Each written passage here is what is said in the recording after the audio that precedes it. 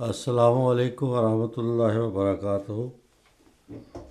حضرت مسیح موعود علیہ والسلام کا ایک اقتباس پیش کرتا ہوں جو اخبار الحکم 10 جون 1905 میں شائع ہوا۔ آپ فرماتے ہیں،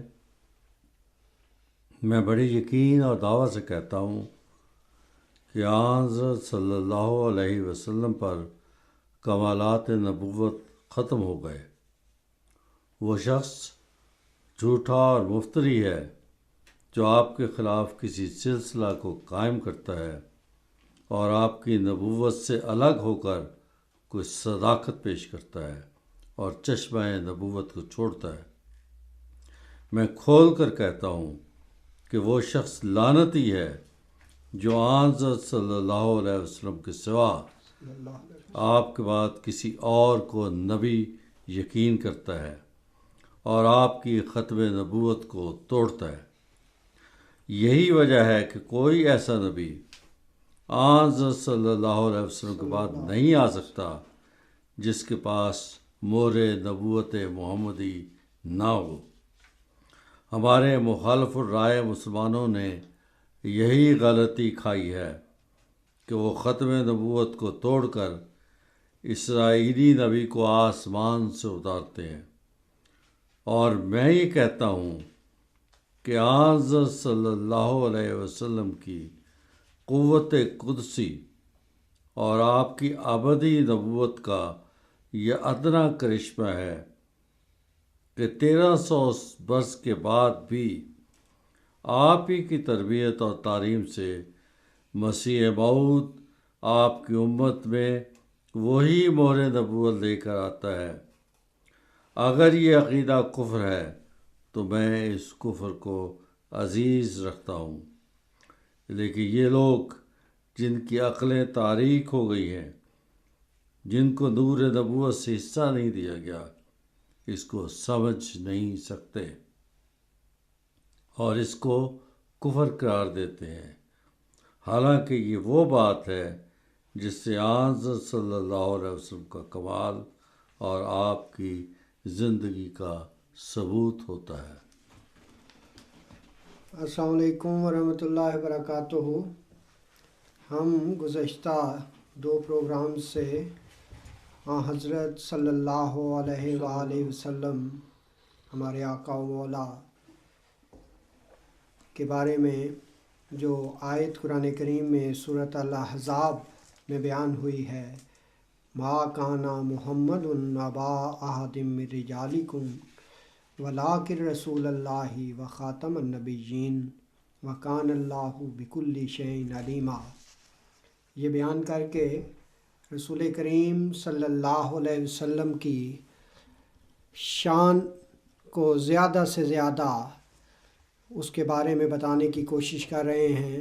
یہ کوشش کر رہے ہیں کہ بتایا جائے کہ یہ آیت حضرت صلی اللہ علیہ وسلم کی شان کو بہت ہی بلندی کا بتاتی ہے، جبکہ جماعت احمدیہ کے جو مخالفین ہیں یا جماعت احمدیہ کے اوپر جو اعتراضات کرنے والے ہیں، وہ اس آیت کو بالکل محدود کر کے نعوذ باللہ ہمارے پیارے آقا حضرت محمد مصطفیٰ صلی اللہ علیہ وسلم کی حد تک کرنے کی کوشش کرتے ہیں۔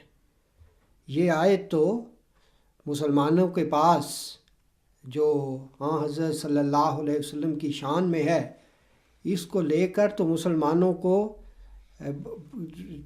اپنے اوپر ایک فخر کرنا چاہیے تھا، بتانا چاہیے تھا کہ دیکھو ہمارے پاس کس جلال کا نبی ہے، کس شان کا نبی ہے، جسے خدا تعالیٰ نے خاتم النبیین یعنی تمام نبیوں کی مہر قرار دیا، تمام نبیوں کا سردار قرار دیا، تمام نبیوں میں افضل تر قرار دیا، ایسا نبی قرار دیا جس کے نقش پا پر چلنے سے باقی انبیاء تک کا درجہ پا سکتے ہیں، جس کے نقش پا پر چلنے سے ہر ایک قسم کی خدا تعالیٰ کی قربت کا نشان دیکھا جا سکتا ہے اور خدا تعالیٰ کے قریب سے قریب ہوا جا سکتا ہے، بجائے اس کے کہ اس کا ایک ایسا ترجمہ کر دیا جاتا کہ جس کے ذریعہ سے خدا تعالیٰ کی نعمتوں کو بالکل بند کر کے رکھ دیا جاتا۔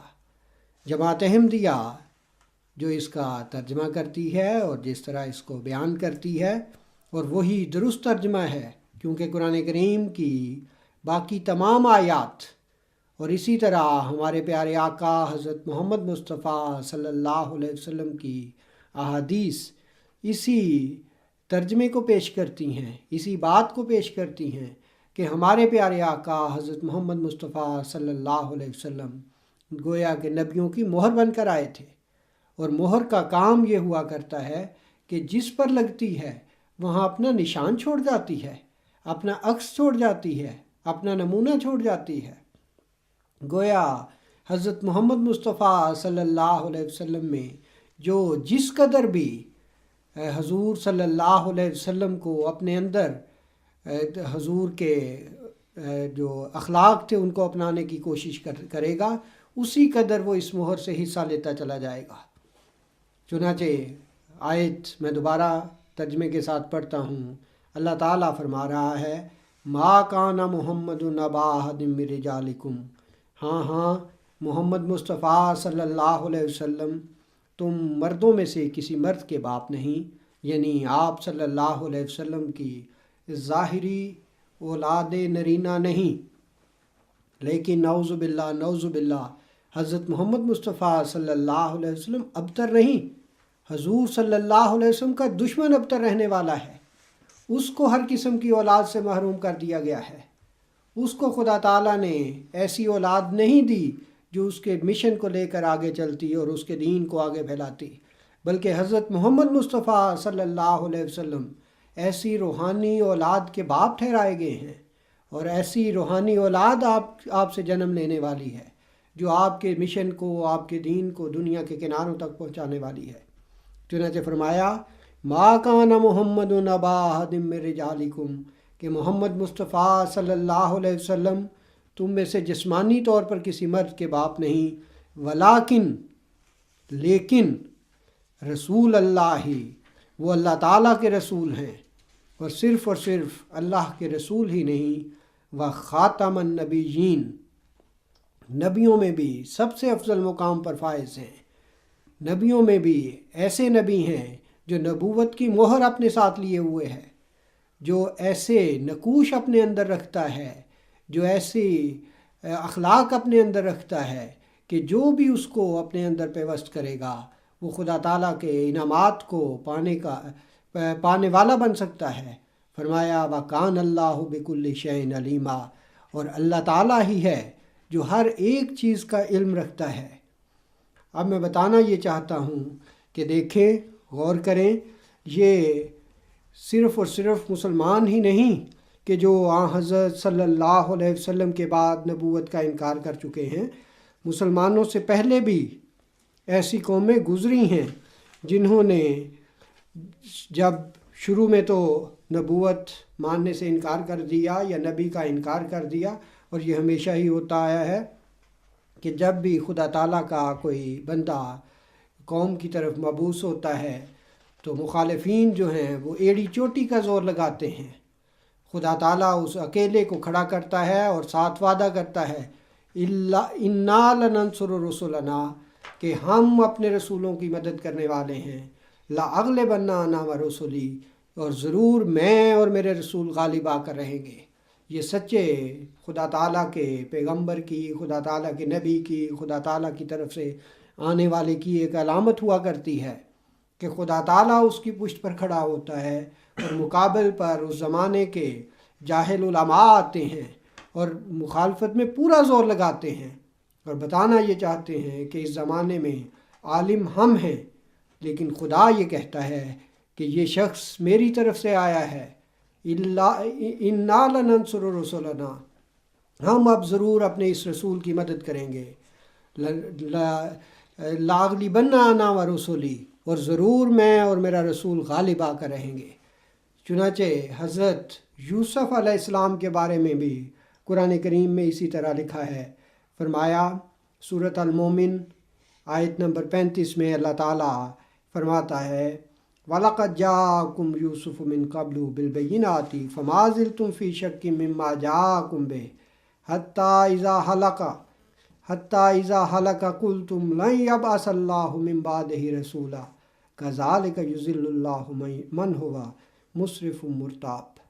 خدا تعالیٰ ایک عام لوگوں کی عادت بیان فرما رہا ہے کہ دیکھو محمد مصطفیٰ صلی اللہ علیہ وسلم کے بعد بھی اس قسم کی ٹھوکر نہ کھا جانا۔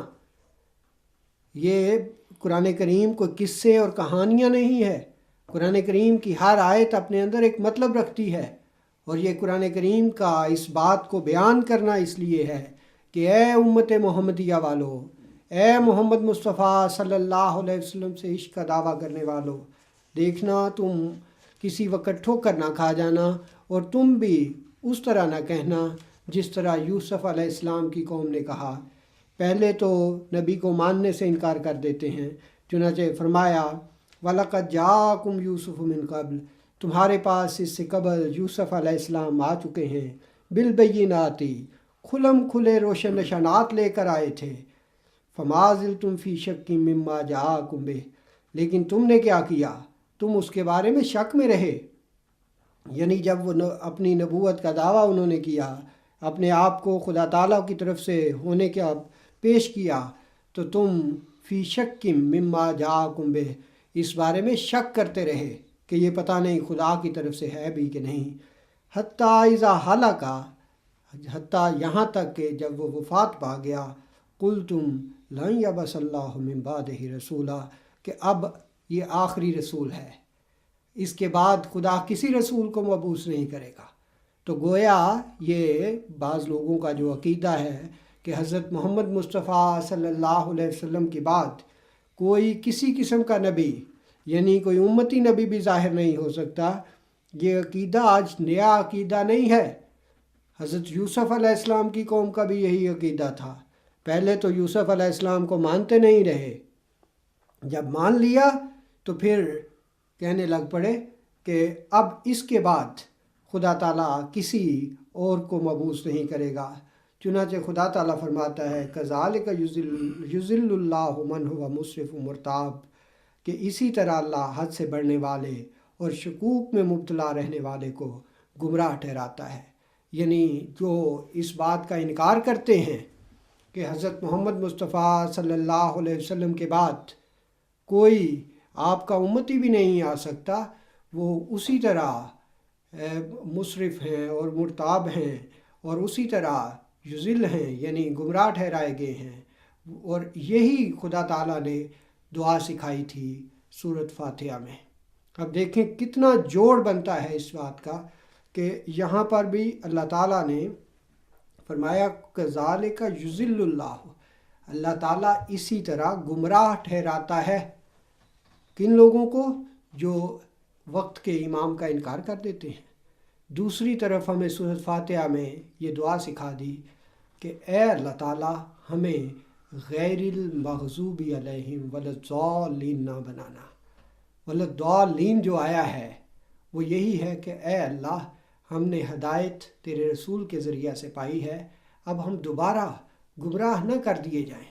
کس طرح ایک ہی لفظ کو خدا تعالیٰ نے دو جگہ بیان فرمایا، تو اس لیے یہاں پر مسلمانوں کے لیے لمحہ فکریہ ہے کہ وہ سوچیں کہ خدا تعالیٰ کی طرف سے آنے والے امام کا انکار کر کے ہم کہیں خدا کی نعمت کا تو انکار نہیں کر رہے۔ امام صاحب جو ہمارے بھائی ہیں وہ خاتم النبیین کا ترجمہ یہ کرتے ہیں کہ رسول کریم صلی اللہ علیہ وسلم آخری نبی ہیں اور آپ کے بعد کوئی اور نبی نہیں آ سکتا۔ خاتم کے معنی وہ آخری ختم کرنے والا کے کرتے ہیں۔ تو آپ کے خیال میں عربی میں کوئی ایسا لفظ ہے کہ خاتم کے معنی کہیں بھی آخری کے طور پہ کیے گئے ہوں؟ کوئی ایسا ورڈ کہیں عربی ڈکشنری میں موجود ہے؟ جہاں تک میرا علم ہے عربی زبان میں خاتم کے معنی کہیں بھی آخری کے نہیں ہیں۔ آپ نے درست فرمایا خان صاحب۔ بات یہ ہے کہ جب خاتمہ فتح کے ساتھ آئے گا تو اس کے معنی آخری کے ہوا ہی نہیں کرتے۔ رسول کریم صلی اللہ علیہ وسلم نے ان الفاظ کو خود استعمال فرمایا ہے، اور سب سے بڑا ہمارے لیے سند وہی الفاظ ہیں جو ہمارے پیارے آقا حضرت محمد مصطفیٰ صلی اللہ علیہ وسلم کے ہیں۔ حضور خود ان الفاظ کو فرماتے ہیں، فرمایا انا خاتم الانبیاء و انت یا علی خاتم الاولیاء، کہ میں خاتم الانبیاء ہوں، میں نبیوں کا خاتم ہوں، اور اے علی تو خاتم الاولیاء ہے، ولیوں کا خاتم ہے۔ اس کے بعد عرب کے لوگ ابو علی سینا کے بارے میں کہتے ہیں کہ وہ خاتم الاطباء تھا۔ شعراء جو اپنی آخری حد کو پہنچ جائیں اپنے کلام میں، ان کے لیے خاتم الشعراء کے الفاظ بیان کیے جاتے ہیں۔ پھر یہ بھی دیکھیں کہ آن صلی اللہ علیہ وسلم کے بعد ہم دیکھتے ہیں کہ صحابہ نے اس کا کیا مفہوم سمجھا ہے خاتم النبیین کا۔ تو اب صحابہ سے زیادہ قرآن کریم اور احادیث سمجھنے کا کس عمل کا تھا، اور حضرت عائشہ رضی اللہ عنہا تو وہ ام المومنین تھیں کہ جن سے لوگ آ کے سیکھتے تھے، قرآن اور حدیث کی تشریح پوچھتے تھے۔ حضرت عائشہ رضی اللہ عنہا نے فرمایا کہ جو الفاظ خاتم النبیین اور لا نبی آبادی سے یہ سمجھتے ہیں لوگ کہ اس کے بعد کوئی نبی نہیں آ سکتا، وہ غلطی پر ہے۔ حضرت عائشہ کا قول ہے کہ تم رسول اکرم صلی اللہ علیہ وسلم کو خاتم النبیین تو کہو، مگر یہ نہ کہو کہ آپ کے بعد کوئی نبی نہیں۔ یہ حضرت عائشہ کا بالکل قول ٹھیک ہے۔ ہے۔ حضرت عائشہ کہتی ہیں قولوا انہ خاتم النبیین ولا تقولوا لا نبی بعدہ، کہ تم یہ تو کہہ لو کہ حضور صلی اللہ علیہ وسلم خاتم النبیین ہیں، لیکن یہ نہ کہنا کہ آپ صلی اللہ علیہ وسلم کے بعد کوئی نبی نہیں۔ پھر اس مفہوم کو جیسا عرض کیا کہ صحابہ سب سے زیادہ بہتر سمجھتے تھے۔ حضرت علی بڑی شان والے خلیفہ تھے، بڑی شان والے صحابہ میں سے تھے۔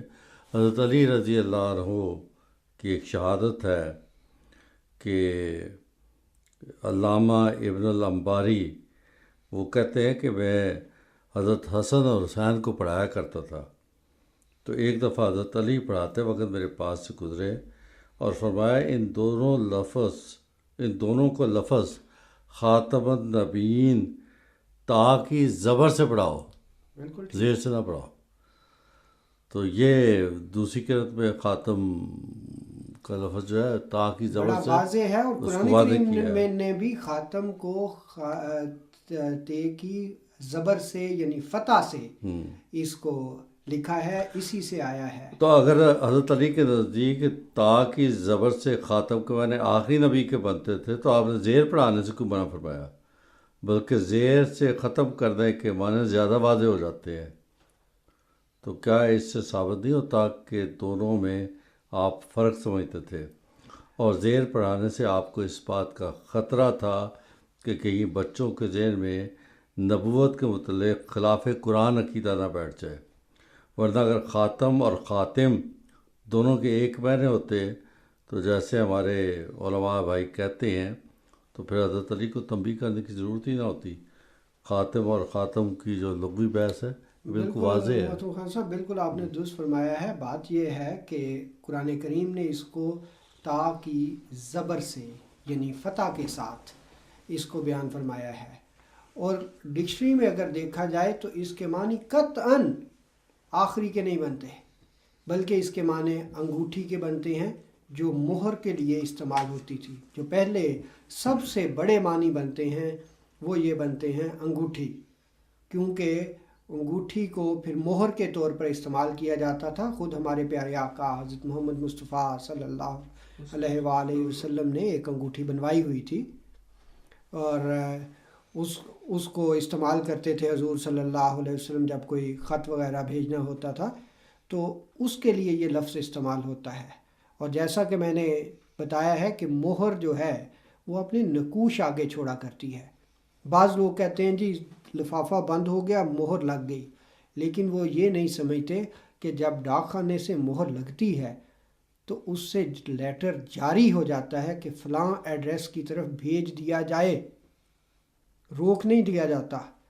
کوئی بھی اپنا خط جب جاری کرتا ہے تو نیچے جب مہر لگاتا ہے تو وہ تصدیق کر رہا ہوتا ہے کہ میری مہر سے یہ خط جاری کیا جا رہا ہے، اب اس کا ذمہ دار میں ہوں۔ لیکن اس سے بھی بڑھ کر جو مہر کا کام ہے وہ اصل یہ ہے کہ اپنا اصل نقش آگے منتقل کر دیتی ہے، یعنی جو بھی کاغذ بن کے اپنے آپ کو پیش کر دیتا ہے اس کے اوپر اپنا نقش چھوڑ جاتی ہے، پتہ چل جاتا ہے کہ اس میں وہی کچھ ہے جو مہر میں تھا۔ تو حضور صلی اللہ علیہ وسلم جب نبیوں کی مہر کہلاتے ہیں تو پتہ چلتا ہے کہ جو بھی اپنے آپ کو عاجزی اختیار کرتے ہوئے جھکتے ہوئے خدا تعالیٰ کے آگے حضور صلی اللہ علیہ وسلم کے نقش کو قبول کرتا ہے، اس میں حضور صلی اللہ علیہ وسلم کے نقوش گویا کے آ جاتے ہیں، اور اسی کو نقش کو سائے کو ذل کہتے ہیں۔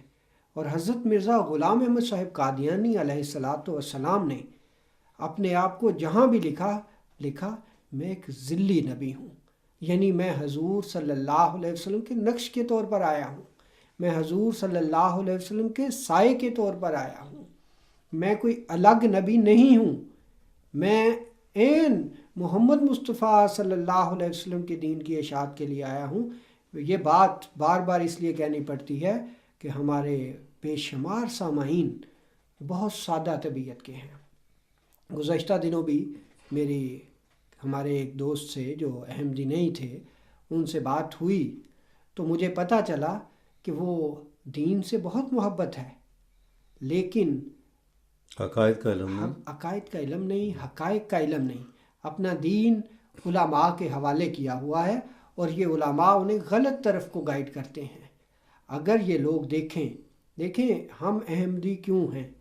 ہم احمدی اس لیے ہیں کہ ہمارے پیارے آقا حضرت محمد مصطفیٰ صلی اللہ علیہ وسلم نے فرمایا تھا کہ دیکھو تمہارے میں سے میری امت جو ہے وہ 73 فرقوں میں بٹ جائے گی، اس وقت ہوش کرنا ان میں سے صرف ایک درست ہوگا۔ ہمارے علماء جو ہیں اس حدیث کو سنانا چھوڑ گئے ہیں، اس کی وجہ یہ ہے کہ وہ اس کو حل نہیں کر پاتے۔ جو بھی حدیث آپ کے حق میں جائے گی وہ حدیث ان کے نزدیک اس کی جو پہلے کہیں گے درست تھی، لیکن اب وہ کہیں گے جب آپ کے حق میں جائے گی کہے گی کہ درست نہیں۔ مثلا وہی حدیث جو ہے حضرت ابراہیم جو آن صلی اللہ علیہ وسلم کے جگر گوشہ تھے، ان کی جب وفات ہوئی تو اس وقت رسول کریم صلی اللہ علیہ وسلم نے فرمایا لو عاشا ابراہیم لکان صدیقا نبیہ۔ یہ ابن ماجہ کی حدیث ہے اور ابن ماجہ سے ستہ میں شامل ہے، لیکن اب وہ کہتے ہیں کہ یہ حدیث جو ہے نا یہ درست نہیں، اس میں کچھ خرابی ہو گئی ہے، اس لیے کہ اس میں ہمارے علماء جو ہیں ان کا موقف کمزور پڑتا ہے، اس واسطے کہ جب حضرت ابراہیم کی وفات ہوئی تو اس وقت یہ جو آیت خاتم النبیین کو کہا جاتا ہے کہ اس کا مطلب آخری نبی ہے، یہ آیت نازل ہو چکی ہوئی تھی۔ بالکل 5 ہجری میں یہ آیت نازل ہوئی تھی اور ان کی وفات 9 یا 10 ہجری میں ہوئی، 8 یا 9 ہجری میں ان کی وفات ہوئی ہے۔ تو اب اگر یہ آیت نازل ہو چکی تھی اور رسول کی سمجھتے تھے کہ اس آیت کا مطلب یہ ہے کہ آپ کے بعد کوئی دوسری نبوت نہیں آ سکتی، تو حضرت نے کیوں فرمایا کہ ابراہیم زندہ رہتا تو نبی ہوتا؟ اب وہ ممکن ہے یہ کہتے ہوں کہ جی اس لیے کہ رسول کریم صلی اللہ علیہ وسلم کے بعد اگر وہ یہ کہا کہ وہ زندہ رہتا تو نبی ہوتا، تو اس لیے اللہ بھی نے اس کو زندہ نہیں رکھا۔ تو اللہ بھی ہے تو کوئی خدا نہ خواستہ نعوذ باللہ کو ڈرامہ کرنے والا تو نہیں ہے کہ وہ اس کو پتہ ہے کہ محمد مصطفیٰ صلی اللہ علیہ وسلم خاتم النبیین ہے، اور وہ ایک بچے کو بھیجتا ہے اور آن کے منہ سے الفاظ نکلواتا ہے، ہاں، پھر کہتا ہے کہ پھر میں نے اس کو نبی بنانا تھا، اور پھر اس کو اٹھا دیتا ہے۔ تو یہ ایسی بات ہے جو خدا تعالیٰ پہ بھی گستاخی والی بات ہے۔ انتہائی افسوس کے ساتھ کہنا پڑتا ہے کہ بعض دفعہ ایسے لگتا ہے کہ جیسے عقلوں پر پردے پڑ گئے ہوں۔ دیکھیں نبوت جو ہے وہ کوئی بری چیز ہے، اگر کوئی نبی بن جائے تو وہ کوئی بری چیز ہے۔ اب رسول کریم صلی اللہ علیہ وسلم کے بارے میں یہ کہنا کہ حضرت ابراہیم علیہ السلام کے بارے میں جو حضور صلی اللہ علیہ وسلم کے بیٹے تھے، یہ کہنا کہ خدا نے انہیں اس لیے مار دیا کہ وہ نبی نہ بن جائے۔ وہ بھئی اگر یہ کہتے کہ خدا نے اس لیے مار دیا کہ وہ ڈاکو نہ بن جائے، چور نہ بن جائے، تو ٹھیک ہے، مان بھی لیتے کہ وہ بری چیزیں ہیں، لیکن یہ کہنا کہ حضور صلی اللہ علیہ وسلم کے نقوش نہ لے لے، حضور صلی اللہ علیہ وسلم کے قدم بقدم نہ چل جائے، اس لیے اس کو فوت کر دیا. انتہائی حماقت کی بات ہے جو کی جاتی ہے. رسول کریم صلی اللہ علیہ وسلم کو حضرت ابراہیم علیہ السلام سے بہت محبت تھی. یہ حضرت ماریہ قبطیہ یعنی اگر یہ سے خطرہ تھا اللہ تعالیٰ کو کہیں نبی نہ بن جاتا تو پھر، اور وفات کی یہی وجہ تھی، کہتے ہیں اسی لیے تو وفات دے دی کہ نبی نہ بن جائے کہیں، تو پھر اس کو پیدا کرنے کی کیا ضرورت تھی اگر اس ڈر سے ان کو مارنا پڑا اللہ تعالیٰ کو کہ کہیں نبی نہ بن جائے. اور رسول کریم صلی اللہ علیہ وسلم اور کو تکلیف الگ سے ہوئی. تکلیف ہوئی. آنسو آنسو سے سب کے نکلے، صحابہ نے تکلیف محسوس کی. اور پھر حضور تو کے اللہ تعالیٰ الفاظ تو بڑے ایسا نہیں پیارے ہیں. کرتا جو آنسو سے اتنا پیار کرتا تھا، تو کس طرح یہ اللہ تعالیٰ یہ سلوک آنسو سے سب کے ساتھ روا رکھتا. اور پھر خان صاحب دیکھیں الفاظ دیکھیں حضور صلی اللہ علیہ وسلم کے، لو عاشا ابراہیم لکان صدیق النبیہ، کہ صدیق سچا نبی بنتا. سچا نبی ہوتا. کتنی محبت سے کہے گئے الفاظ ہیں، کتنے پیارے الفاظ ہیں. یہ نہیں کہا کہ اگر یہ زندہ رہ جاتا تو میرے مقابل پہ کوئی نبوت کا دعویٰ کر دیتا یا میرے خلاف نبوت کا دعویٰ کر دیتا. نہیں، حضور صلی اللہ علیہ وسلم نے فرما دیا کہ دیکھو اگر یہ زندہ رہتا تو یہ ضرور سچا نبی بنتا. سچا نبی. اور اب یہ حدیث تو ابن ماجہ میں آ گئی جو سیاہ ستہ میں ہے. حضرت مرزا غلام احمد قادیانی علیہ السلام تو اس وقت پیدا بھی نہیں ہوئے تھے. اس لیے احمدیت کی صداقت پر جو احادیث ہیں، جو آیات ہیں، وہ اس وقت سے آ رہی ہیں. ملا علی قاری جو حنفیوں کے ایک اعلیٰ پائے کے امام گزرے ہیں اور حنفی انہیں مانتے ہیں، وہ بھی اس کی تشریح بہت پیاری کرتے ہیں اور بتاتے ہیں کہ یہ اس میں جو صدیق النبیہ انہوں نے لکھا ہے، ان کی کتاب ہے کہ موضوعات کبیر میں لکھا ہے کہ یعنی اگر ابراہیم زندہ رہتا، یہ تشریح ان کی، اور نبی بن جاتا تو پھر بھی اس نے حضرت صلی اللہ علیہ وسلم کے متبعین میں ہی رہنا تھا، یعنی امتی نبی ہوتا. تو اس صورت میں اس کے نبی بننے سے آیت خاتم النبیین کے مفہوم میں کوئی رکھنا نہ پیدا ہوتا، کیونکہ خاتم النبیین کے صرف یہ معنی ہے کہ حضرت صلی اللہ علیہ وسلم کے بعد کوئی ایسا نبی نہیں آ سکتا جو آپ کی شریعت کو منسوخ کرے اور آپ کی امت میں سے نہ ہو. یہ حضرت ملا علی قاری کے الفاظ ہیں اور ہم اس پہ اعتقاد رکھتے ہیں. بالکل. اور اس لحاظ سے اگر دیکھا جائے تو مختلف احادیث، قرآن کریم یہ کھل کر کہہ رہا ہے کہ دیکھو حضرت محمد مصطفیٰ صلی اللہ علیہ وسلم کی اطاعت میں، حضور صلی اللہ علیہ وسلم کے نقوش کو قبول کرتے ہوئے حضور صلی اللہ علیہ وسلم کی تعلیمات کو پھیلانے کے لیے خدا تعالیٰ کی طرف سے ایسا امام آ سکتا ہے. جی امام صاحب، اسی طرح ایک اور حدیث بھی ہے. حضور صلی اللہ علیہ وسلم فرماتے ہیں کہ ابو بکرن افضل هذه الامت الا ان یکون نبی. سبحان اللہ. یعنی ابو بکر میری امت میں سب سے افضل درجہ رکھتے ہیں سوائے اس کے کہ آئندہ کوئی نبی پیدا ہو جائے. اب یہ حدیث بھی جو ہے 5 ہجری کے بعد کی ہے. یہ نہیں ہم کہہ سکتے کہ آیت خاتم النبیین بعد میں نازل ہوئی اور اس کی تشریح کی ضرورت نہیں ہے. حضور نے خود ہی اس حدیث کی خود ہی تشریح ہو جاتی ہے، اور ظاہر ہے کہ جو نبی ہے اس کا درجہ ہر حالت میں ایک غیر نبی سے افضل ہوتا ہے. بالکل ٹھیک ہے. بات یہ ہے کہ میں بار بار اس لیے یہ کہتا ہوں اپنے سادہ لو مسلمانوں کو کہ وہ اس طرف غور نہیں کر رہے. صرف زمانے کے علماء انہیں دوسری طرف کو لے کے جا رہے ہیں. میرے عزیز بھائیوں، میرے پیارے بھائیوں، معزز سامعین، میں آپ سے یہ درخواست کرنا چاہتا ہوں کہ رسول کریم صلی اللہ علیہ وسلم نے جو پیشگوئی فرمائی تھی کہ دیکھو خدا تعالیٰ ہر صدی کے سر پر مجدد بھیجا کرے گا.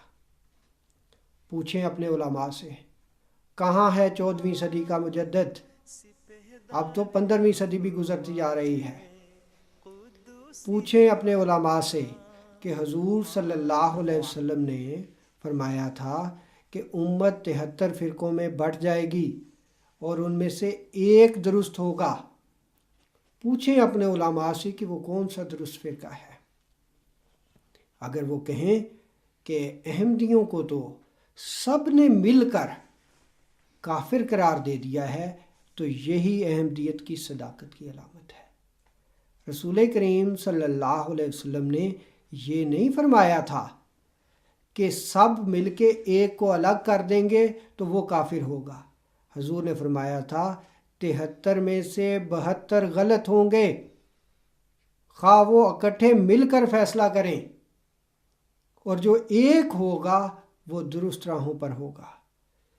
میرے عزیز بھائیوں، میں پہلے بھی بات کی ہے کہ ہم احمدی اس لیے ہیں کہ رسول اللہ صلی اللہ علیہ وسلم جو ہمارے پیارے نبی تھے، آپ نے فرمایا کہ جب وہ میرا امام آئے تو جانا خواہ تمہیں برف کے پہاڑوں پر گھٹنوں کے بل جانا پڑے، جانا اور اس کی بیعت کرنا اور میرا سلام اسے کہنا۔ دیکھیں، ہم احمدی جو مختلف تکلیفیں جھیل رہے ہیں، ہم احمدیوں پر مختلف طرح جو ظلم کیا جاتا ہے، ہمارے احمدیوں کو شہید بھی کیا جاتا ہے، ان سے مقاطعہ بھی کیا جاتا ہے، ان سے لین دین بند کیا جاتا ہے، انہیں گالیاں دی جاتی ہیں، یہ سب کچھ حضرت صلی اللہ علیہ وسلم کی سنت میں ہے۔ آپ صلی اللہ علیہ وسلم کے مخالفین نے آپ صلی اللہ علیہ وسلم کا مقاطعہ کر دیا تھا۔ آپ صلی اللہ علیہ وسلم شیب ابی طالب میں جا کر رہتے رہے۔ پھر یہ اعتراض کرتے ہیں کہ دیکھیں اگر سچے ہوتے تو یہاں سے بھاگ کیوں جاتے۔ یہی الزام ہمارے پیارے آقا حضرت محمد مصطفیٰ صلی اللہ علیہ وسلم پر اس رات لگایا گیا تھا جس رات آپ صلی اللہ علیہ وسلم نے مکہ سے مدینہ کی طرف ہجرت کی تھی۔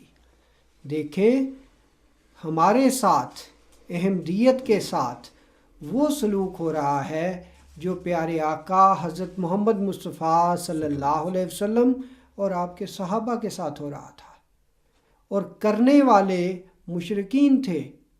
آج اگر امت محمدیہ میں کچھ لوگ ایسے ہیں جنہوں نے اپنا نام تو مسلمان رکھا ہے، جنہوں نے جو منسوب تو اپنے آپ کو حضور صلی اللہ علیہ وسلم کی طرف کرتے ہیں، لیکن کام ان کے جو ہیں وہ مشرکین والے ہیں، وہ ان کفار والے ہیں جو حضرت محمد مصطفیٰ صلی اللہ علیہ وسلم کے مقابل پر آئے تھے۔ تو میرے پیارے بھائیوں، اے معصوم مسلمانوں، ہوش کرو، ان علماء سے پوچھو کہ ہمیں کیوں اندھیرے میں رکھا ہوا ہے، کیوں ہمیں حقیقت نہیں بتاتے۔ دیکھیں، احمدیت کے متعلق ان لوگوں نے بہت جھوٹ بول لیا، آپ لوگوں کو بہت دغا دے لیا۔ میں خدا تعالیٰ کی قسم کھا کے کہتا ہوں کہ ہمارا کلمہ لا الہ الا اللہ محمد الرسول اللہ ہے۔ ہم اسی خدا پر ایمان لاتے ہیں جو حضرت محمد مصطفیٰ صلی اللہ علیہ وسلم کا خدا تھا۔ ہم اسی طرح 5 وقت نماز پڑھتے ہیں جیسے ہمارے پیارے آقا حضرت محمد مصطفیٰ صلی اللہ علیہ وسلم پڑھتے تھے۔ ہم اسی طرح رمضان کے روزے رکھتے ہیں جس طرح ہمارے پیارے آقا حضرت محمد مصطفیٰ صلی اللہ علیہ وسلم رکھتے تھے۔ ہم اسی طرح زکوٰۃ دینا ضروری سمجھتے ہیں جیسے اسلام نے، جیسے قرآن نے ہم پر فرض فرمائی ہے۔ ہم اسی طرح حج کو فرض سمجھتے ہیں اور مکہ جا کر حج کرنا فرض سمجھتے ہیں جیسے ہمارے پیارے آقا حضرت محمد مصطفیٰ صلی اللہ علیہ وسلم نے حج کیا۔ یہ تمام کی تمام غلط بیانیاں ہیں جو ہماری طرف منسوب کر دی جاتی ہیں۔ تو میرے پیارے بھائیوں، میرے معصوم مسلمان بھائیوں، میں آپ سے بار بار یہ درخواست کرتا ہوں کہ آنکھیں کھولیں، آنکھیں بند کر کے ان علماء کے پیچھے نہ چلیں۔ کل کو خدا تعالیٰ کے سامنے آپ خود جواب دہ ہیں، وہاں پر کوئی مولوی آپ کی حمایت میں کھڑا نہیں ہو سکے گا، وہاں پر کوئی دوسرا آپ کی مدد کو نہیں آئے گا۔ اپنے اپنے ایمانوں کا جائزہ لیں، اپنے خدا کو پہچانیں، دیکھیں خدا نے اور اس کے نبی نے کیا حکم دیا ہے۔ ان علماء کو جو آپ کو ہلاکتوں کی طرف لے کر جا رہے ہیں، جو آپ کو ٹیررزم کی طرف لے کر جا رہے ہیں، جو ہمیشہ آپ کو غلط سائڈ دکھاتے ہیں، ان سے بچیں. یہ اپنے تو ایمان ایک کو دوسرے کے خلاف تکفیر کے فتوے جاری کرتے ہیں. کوئی فرقہ ایسا نہیں جس نے دوسرے فرقے پہ کفر کا فتویٰ نہ لگایا ہو. تقریباً سارے فرقوں نے ایک دوسرے پہ کفر کا فتوے لگائے ہیں، اور ساری امت محمدیہ جو ہے وہ کفر کے فتووں کی وجہ سے آپس میں پراگندہ ہوئی ہے. حضرت مسیح موعود علیہ الصلوۃ والسلام کے متعلق بھی کتابوں میں پیشگوئی کے طور پہ لکھا ہے کہ وہ امام مہدی اور مسیح موعود کو یہ جو علماء لوگ ہیں یہ کافر کہیں گے. حضرت مسیح علیہ السلام کے خلاف سارے علماء نے مل کر فتویٰ دیا ہوا ہے. آپ کی زندگی میں 200 علماء، جس میں عرب کے علماء بھی شامل تھے، انہوں نے مشترکہ طور پہ آپ کو کافر قرار دینے کا فتویٰ دیا، اور یہ آپ کی صداقت کا نشان ہے. پھر ان کو جو کتابوں میں یہ لکھا ہوا ہے کہ جو امام مہدی فیصلے کرے گا بطور حکم ہونے کے، تو یہ لوگ جو ہے اس کو کہیں گے یہ کتاب اور سنت کے خلاف فیصلے ہیں. تو یہ چیزیں پوری ہو چکی ہیں جو امام مہدی کی آمد سے متعلق تھی. لیکن یہ ہے کہ اس زمانے میں نور ہدایت کی روشنی سے جو آدمی محروم رہے اس پہ افسوس ہونا چاہیے. اور ہمارے جو بھائی جیسا آپ نے فرمایا ہے انہیں اپنی آنکھیں کھولنی چاہیے اور خود مطالعہ کرنا چاہیے اور خود خدا تعالیٰ سے ہدایت اور رہنمائی طلب کرنی چاہیے. یہ وہ علماء یا مولوی نہیں جن کے پیچھے چل کر آپ ہدایت حاصل کر سکیں. ان کے پیچھے جو چلیں گے وہ دہشت گرد سمجھے جائیں گے اور دہشت گردوں میں شمار ہوگا اور دہشت گرد بنیں گے. یہی حال ہے جو آپ پاکستان میں دیکھ رہے ہیں. میں یہ عرض کرنا چاہتا ہوں امام صاحب کی وساطت سے اپنے معصوم اور سادہ دل بھائیوں کی اور بہنوں کی خدمت میں کہ اگر آپ حضرت مرزا غلام احمد، امام مہدی و مسیح موعود علیہ الصلوۃ والسلام کے بارے میں یہ جاننا چاہتے ہیں کہ وہ سچے تھے یا جھوٹے تھے یا غلط تھے، تو خدا تعالیٰ تو زندہ ہے. خدا تو آج بھی بولتا ہے جس طرح پہلے بولتا تھا. خدا نے تو قرآن کریم میں وعدہ کیا ہوا ہے کہ مجھ سے جو مانگو گے، مجھ سے پکارو گے تو میں تمہاری پکار کا جواب دوں گا. یہ خدا کا وعدہ ہے. تو جب اللہ تعالیٰ کا وجود زندہ وجود ہے اور وہ زندہ خدا ہے اور وہ ہماری باتوں کا جواب دے سکتا ہے، ہماری دعاؤں کا جواب دے سکتا ہے، تو بجائے اس کے کہ ہم ادھر ادھر کسی مولوی کے پیچھے جائیں، ہم براہ راست خدا تعالیٰ سے کیوں نہ پوچھیں اور کیوں نہ اس کا طریقہ کار اختیار کریں، اس کے حضور جانے کا، اس کے دربار میں حاضر ہونے کا. اور اس کا طریقہ یہ ہے کہ ہم بکثرت استغفار کریں اور سورۃ فاتحہ کو دعا کے طور پر کثرت کے ساتھ نہایت سوز و گداز سے اپنے دلوں کو صاف کر کے کسی قسم کے کینے اور بغض سے پڑھے. اور اہدنا الصراط المستقیم صراط الذین انعمت علیہم میں ہم یہ مد نظر رکھیں کہ اللہ تعالیٰ ہم پر حضرت مرزا غلام احمد بانی سلسلہ عالیہ احمدیہ کی صداقت کا انکشاف فرمائے، ظاہر فرمائے. تو ہم یہ یقین رکھتے ہیں اور یہ ہمارے تجربات میں آیا ہے ہمارے بزرگوں کے بھی کہ جو شخص کم از کم 40 دن تک یہ دعا گریہ وزاری کے ساتھ خلوص دل کے ساتھ استغفار کرتے ہوئے خدا تعالیٰ کے حضور کرے گا تو وہ رحمان اور رحیم خدا اپنے وعدہ ادعونی استجب لکم کے مطابق ضرور بالضرور اپنے بندے پر حقیقت کا انکشاف فرمائے گا. تو میں یہ عرض کرنا چاہتا ہوں کہ ہمارے معصوم اور سادہ دل بھائیوں کو یہ نسخہ بھی آزما کے دیکھنا چاہیے. سبحان اللہ، سبحان اللہ. بات یہ ہے کہ ہم احمدی یقین رکھتے ہیں کہ خدا تعالیٰ جس طرح پہلے کلام کرتا تھا آج بھی وہ کلام کرتا ہے، جس طرح وہ پہلے لوگوں کو الہام کیا کرتا تھا آج بھی الہام کرتا ہے. جس طرح وہ پہلے لوگوں سے پیار کرتا تھا آج بھی کرتا ہے۔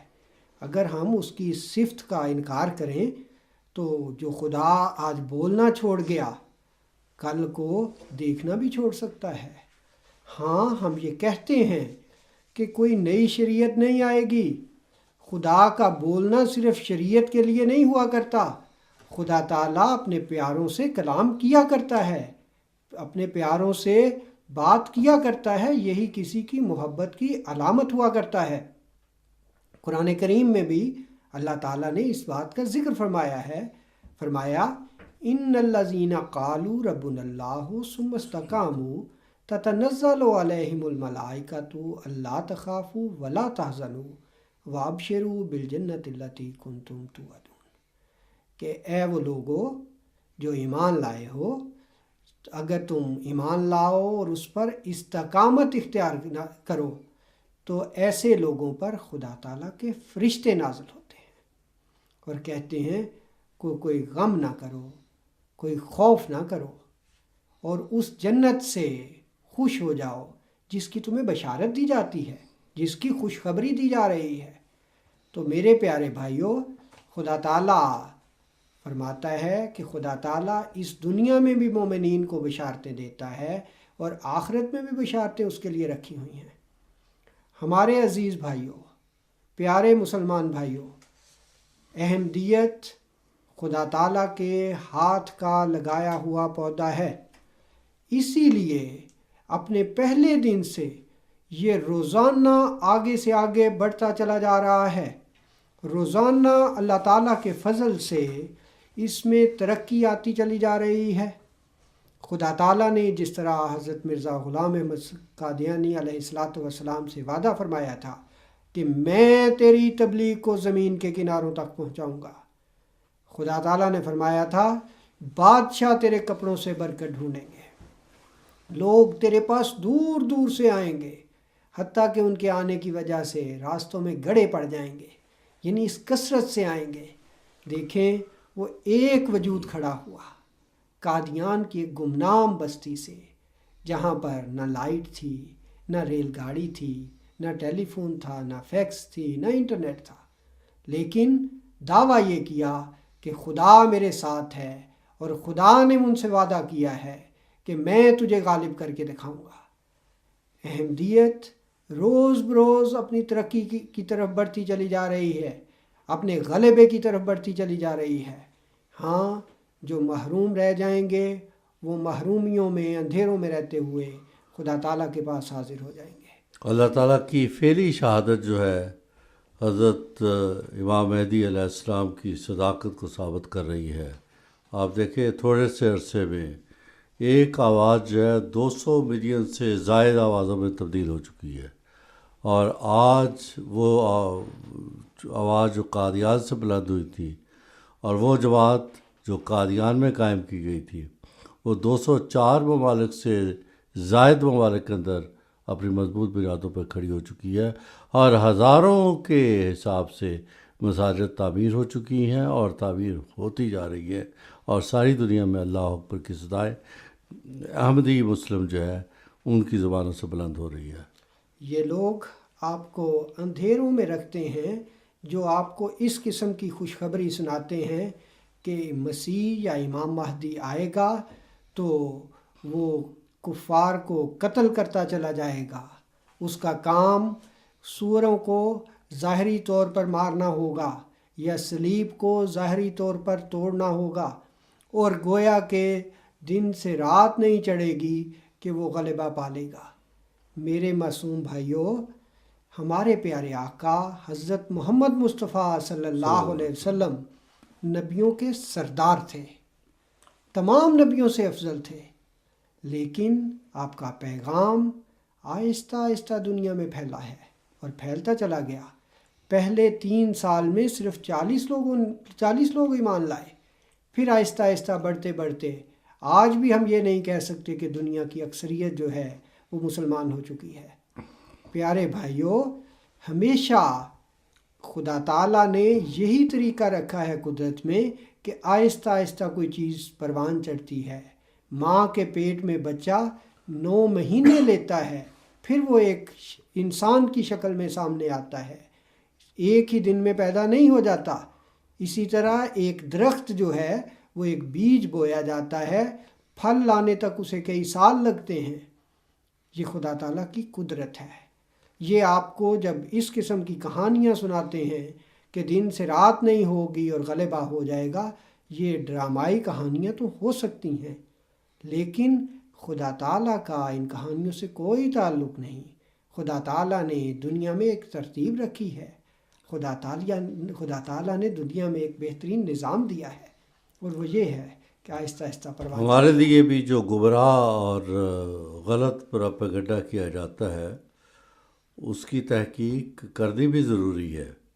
ہم یہ یقین دلاتے ہیں کہ ہم آن حضرت صلی اللہ علیہ وسلم کے لائے ہوئے دین کا ذرہ ذرہ پہ ایمان رکھتے ہیں، اور کسی ایک چیز پر بھی ہم رسول مقبول صلی اللہ علیہ وسلم کی تعلیم سے ایک ذرہ بھر بھی انحراف نہیں کرتے ہیں۔ حضرت مسیح موعود علیہ السلام کا یہ مشہور شعر ہے، ہم تو رکھتے ہیں مسلمانوں کا دین، دل سے ہے خود دام ختم المرسلین۔ سبحان اللہ، کہ ہمارا دین، ہمارا ایمان وہی ہے جو ہمارے پیارے آقا حضرت محمد مصطفیٰ صلی اللہ علیہ وسلم کا دین تھا، جو آپ صلی اللہ علیہ وسلم کا ایمان تھا، اور ہم تو حضرت محمد مصطفیٰ صلی اللہ علیہ وسلم کے خادم بن کر، ہم تو حضرت محمد مصطفیٰ صلی اللہ علیہ وسلم کے غلام بن کر آئے ہیں۔ ہم گزشتہ کئی پروگراموں سے یہ چیلنج دیتے آ رہے ہیں، بار بار اعلان کرتے آ رہے ہیں کہ دیکھیں یہاں پر چلنے والے ایک ریڈیو اسٹیشن نے ہمارے خلاف کئی قسم کی باتیں کی ہیں جو سراسر جھوٹ پر مبنی ہیں۔ بالکل لوگوں کو گمراہ کیا گیا ہے، غلط بیانیاں کی گئی ہیں، جماعت احمدیہ کے غلط عقائد پیش کیے گئے ہیں جن کا حقیقت کے ساتھ کچھ بھی تعلق نہیں۔ اس لیے ہم بار بار ان کو یہ کہتے ہیں اور درخواست کرتے ہیں کہ آپ جہاں آپ نے ہمارے بارے میں کچھ باتیں کی ہیں، آپ کی دیانتداری یہ ہے، اب یہ آپ کا فرض بنتا ہے کہ آپ ہمیں بھی اپنے ریڈیو پر صفائی کا موقع دیں۔ دیکھیں ہم جس معاشرے میں رہ رہے ہیں یہ ایک امن پسند معاشرہ ہے، یہ لوگ تو جانوروں سے بھی محبت کرنا سکھاتے ہیں، جیسا کہ ہمارے پیارے آقا حضرت محمد مصطفیٰ صلی اللہ علیہ وسلم نے ہمیں تعلیم دی تھی کہ ہر ایک کے ساتھ نرمی سے پیش آیا کرو۔ تو اس معاشرے میں رہتے ہوئے ہمیں ان اقدار کی قدر کرنی چاہیے اور ایک دوسرے پر الزام تراشیاں نہیں کرنی چاہیے، ایک دوسرے پر گند نہیں اچھالنا چاہیے، کسی کو اس طرح تکلیف دینا ہمارے اسلام سے اس کا کوئی تعلق نہیں۔ اس لیے یہ جو ریڈیو والے ہیں وہ اپنے کام کو دیکھیں، کیا ان کے اس کام نے کا کوئی بھی تعلق ہمارے پیارے آقا حضرت محمد مصطفیٰ صلی اللہ علیہ وسلم سے بنتا ہے؟ کیا حضرت محمد مصطفیٰ صلی اللہ علیہ وسلم اس قسم کا جھوٹا پروپیگنڈا کیا کرتے تھے؟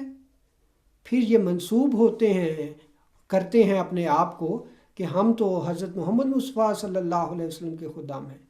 اس لیے ہم انہیں بار بار کہتے ہیں کہ شرافت کا تقاضا یہ ہے کہ اب ہمیں اپنے ریڈیو اسٹیشن پر ٹائم دیں تاکہ ہم حقیقت حال کو پیش کریں، ہم بتائیں کہ احمدیت کیا ہے یا ہمارے متعلق کس طرح آپ نے جھوٹ بولا ہے۔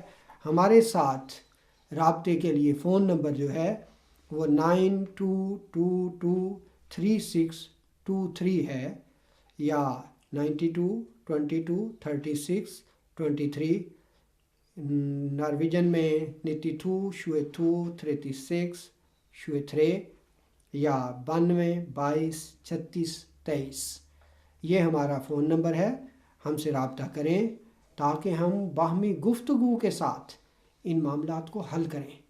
یہ مناسب نہیں ہے کہ آپ اٹھیں اور کسی زہر اگلنے والے مولوی کی ویڈیو چلا دیں یا آڈیو چلا دیں اور معاشرے میں ایک نفرت کی فضا بیان پیدا کریں۔ ہمیں اس معاشرے میں اسلام کی اصل تصویر پیش کرنی ہے، اور ہمارے پیارے آقا محمد مصطفیٰ صلی اللہ علیہ وسلم کی تصویر یہ تھی کہ محبت سب کے لیے، نفرت کسی سے نہیں۔ ہمارے پیارے آقا حضرت محمد مصطفیٰ صلی اللہ علیہ وسلم ہمیشہ محبتیں بکھیرتے رہے۔ اس لیے ایسے لوگوں سے ہوشیار رہیں جو آپ کو ہم لوگوں سے دور کرتے ہیں۔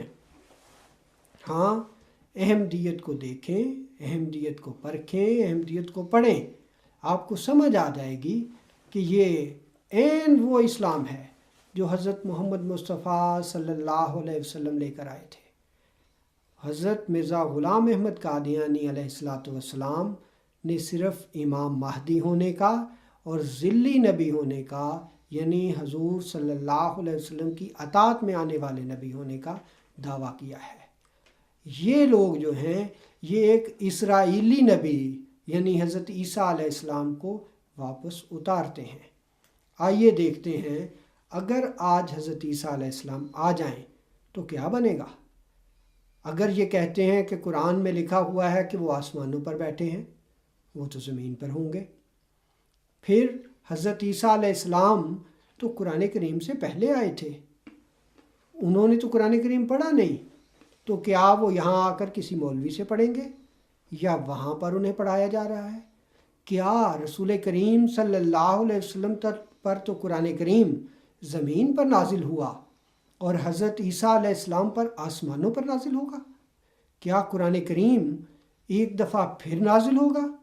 کیا حضرت عیسیٰ علیہ السلام کی شان حضرت صلی اللہ علیہ وسلم سے بہت بڑھ نہیں جائے گی کہ وہ ایک طرف تو بنی اسرائیلی نبی ہو کر آئے، اس وقت وہ تورات اور انجیل کی تعلیم دیتے رہے، اور اب وہ دوسری مرتبہ پھر آئیں اور قرآن کی تعلیم بھی دیں، یعنی دو شریعتیں، دو کتابیں لوگوں کو پیش کریں؟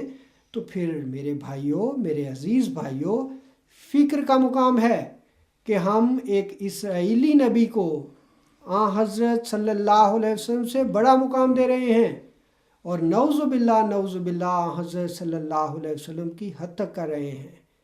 کیا ہی بلند شان ہے ہمارے آقا کی، اگر یہ مان لیا جائے کہ آپ صلی اللہ علیہ وسلم کی روحانی اولاد میں ایسا وجود پیدا ہوا جو آپ صلی اللہ علیہ وسلم کے تابع ہو کر آیا، جس نے سب علوم، سب فیض ہمارے پیارے آقا حضرت محمد مصطفیٰ صلی اللہ علیہ وسلم سے لیا، جس نے یہ دعویٰ نہیں کیا کہ میں کوئی آزاد نبی ہوں یا خدا تعالیٰ نے میری طرف کوئی شریعت نازل کی ہے، بلکہ وہ کہتا ہے کہ جو کچھ بھی میں نے پایا وہ محمد مصطفیٰ صلی اللہ علیہ وسلم کی دولت ہے، وہ محمد مصطفیٰ صلی اللہ علیہ وسلم کے طفیل ہے۔ اس میں ہماری خوش بختی ہے یا اس میں خوش بختی ہے کہ ایک بنی اسرائیلی نبی کو جو 2000 سال پہلے وفات پا چکا، قرآن کریم کھلم کھلے دلائل دیتا ہے کہ وہ وفات پا چکا ہے، اس کو ہم زندہ آسمانوں پر بٹھائیں، پھر ایک زمانے میں اسے اترتا ہوا دکھائیں، اور جب وہ اترے تو اس پر قرآن اتارا جائے یا اسے اسلامی شریعت کتابیں کیا جائے۔ ویسے تو اترتے ہی نا سب سے پہلے پاکستان کا قانون اس پہ لگے گا، بلاسفیمی کا، اور وہ اندر ہو جائے گا اور اس کو ہیک کر دیا جائے گا۔ بالکل اس وقت تو قانونی سچویشن یہ ہے، اس وقت تو حضرت عیسیٰ علیہ السلام نبی بن کے نہیں اتر سکتے۔ یہ اصل میں بات یہ ہے کہ علماء جو ہیں وہ آپ لوگوں سے جان چھڑانے کے لیے اس موضوع کو بالکل زیر بحث نہیں لاتے، صرف اور صرف مرزا غلام احمد قادیانی علیہ السلام پر گند اچھالنا سکھا رہے ہیں۔ اس وقت طریقہ کار یہ ہے کہ یہ گندے گندے اعتراضات مرزا صاحب کی ذات پر کر دیتے ہیں، جس کا سچ کے ساتھ کوئی تعلق نہیں۔ میں آپ کو کھلم کھلا کہتا ہوں کہ یہ لوگ جھوٹے ہیں اور جھوٹ بولتے ہیں جب یہ کہتے ہیں کہ نعوذ باللہ مرزا صاحب کی وفات ایک ٹائلٹ میں ہوئی تھی۔ یہ صرف اور صرف آپ لوگوں کو اس طرح نفرت دلانے کی کوشش کرتے ہیں، دور کرنے کی کوشش کرتے ہیں، جبکہ حقیقت سے ان باتوں کا کوئی بھی تعلق نہیں۔ اور کچھ لوگوں کو اشتعال دلانے کی کوشش کرتے ہیں، اس واسطے کہ جب منطقی بحث ختم ہو جائے، جب دلائل ختم ہو جائیں تو لڑنے والے دو انسان گالیوں پہ اتر آتے ہیں. یہ روزمرہ کا ہمارا مشاہدہ ہے. تو جب دلائل ان کے پاس ختم ہو جائیں گے تو یہ گالی ہے جس کے اوپر وہ اتر آئیں گے. جو پاکستان میں انہوں نے قانون بنوا رکھا ہے کہ احمدی جو ہے وہ تبلیغ نہیں کر سکتا. اگر ان کے پاس دلائل ہوتے تو احمدیت کا دلائل کے ساتھ مقابلہ کرتے اور احمدیت خود بخود مر جاتی. چونکہ ان کے پاس دلائل نہیں تھے اس لیے ان علماء نے اکٹھے ہوئے اور حضور صلی اللہ علیہ وسلم کی حدیث کے مطابق الکفر و ملت واحدہ کہ وہ 72 ہوتے ہوئے بھی ایک گروپ بن جائیں گے. وہ گروپ بن کے 1974 میں اسمبلی میں بیٹھ کر یہ کہا کہ احمدی کافر ہیں، احمدی مسلمان نہیں. آئیے آپ جائزہ لے لیں کہ کون سی اسمبلی ہمیں کافر قرار دے رہی ہے، جس کا بھٹو وزیر اعظم تھا، جس میں بیٹھنے والے اکثر اسمبلی کے ممبر کے بارے میں خود پاکستان کا وائٹ پیپر یہ کہتا ہے کہ وہ شرابی بھی تھے، وہ زانی بھی تھے، وہ اور بھی گندے کاموں میں ملوث تھے. وہ یہ فیصلہ کرنے بیٹھتے ہیں کہ کون مسلمان ہے اور کون کافر ہے. عزیز بھائیوں، توجہ طلب ہے، غور کرنے کا مقام ہے. ہم اپنے وقتوں کو ضائع نہ کریں اور اس طرف دیکھیں کہ خدا نے ہمیں یہ حکم دیا ہے کہ جب امام مہدی کا خدا کے رسول نے ہمیں حکم دیا ہے کہ جب امام مہدی آئے تو تم جا کر اس کی بیعت کرنا. عزیز بھائیوں، میری بار بار آپ سے درخواست ہے کہ اپنے وقت کو ضائع نہ کریں. زندگی کا کوئی بھروسہ نہیں، کس دن ختم ہو جاتی ہے. آخر ہم نے اپنا جواب دہ ہونا ہے. اگر ہم یہ دعویٰ کرتے ہیں کہ ہم حضرت محمد مصطفیٰ صلی اللہ علیہ وسلم سے محبت کرتے ہیں تو یہ لازمی بات ہے کہ ہمیں آپ صلی اللہ علیہ وسلم کے اقوال یعنی جو باتیں تھیں ان سے بھی محبت کرنی پڑے گی، ان کو بھی ماننا ہوگا. اور یہی ہے حضور نے جو فرمایا تھا کہ جب امام مہدی آئے تو اسے میرا سلام پہنچانا، خواہ تمہیں برف کے تودوں پہ گھٹنوں کے بل بھی چل کے پھسلتے ہوئے جانا پڑے. تو امام مہدی آ چکا ہے. باری اپنے بھائیوں اور بہنوں کی خدمت میں درخواست ہے کہ اس کو حضور سلام کہنے کے لیے دعا کرے اور پھر فیصلہ کرے. اللہم صلی علی محمد وعلی آل محمد کما صلیت علی ابراہیم وعلی آل ابراہیم انک حمید مجید. اللہم بارک علی محمد وعلی آل محمد کما بارکت علی ابراہیم وعلی آل ابراہیم انک حمید مجید.